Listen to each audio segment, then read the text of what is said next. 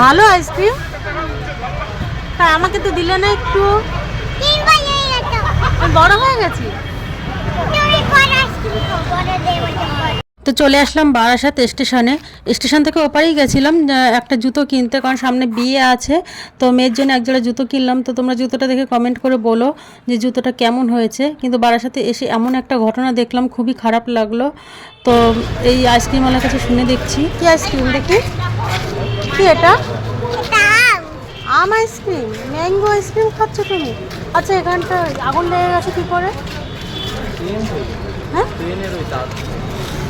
Train ওই তারগুলো থেকে? আচ্ছা, অনেক ক্ষতি হয়ে গেছে। 3-4টে দোকান পুরো পুড়ে গেছে। 5টা দোকানে?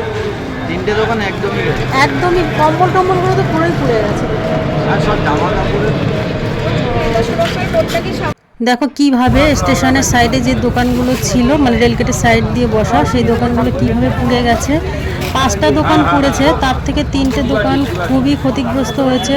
বিশেষ করে যে কম্বলের দোকানটা ছিল, কম্বল টম্বলগুলো সব পুড়ে গেছে। এখানে একটা সায়ার দোকান, ব্লাউজের দোকান ছিল, সেটারও কিচ্ছু নেই, সব পুড়ে গেছে। সবাই বলছে যে রেলের উপরে যে লাইনটা, মানে কি বলে, তারটা থাকে না, ওই তারে নাকি পায়রা বসেছিল, আর যেভাবে হোক কোনো কারণে ওখান থেকে আগুনটা ধরে।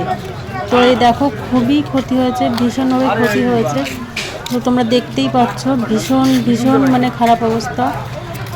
তোমরা একটু দেখো, মানে কি বলবো কিভাবে পুড়েছে। অবশ্য যখন পুড়েছে তখন ছিলাম না, হয়তো দমকল এসে আগুনটা নিভিয়ে দিয়ে গেছে।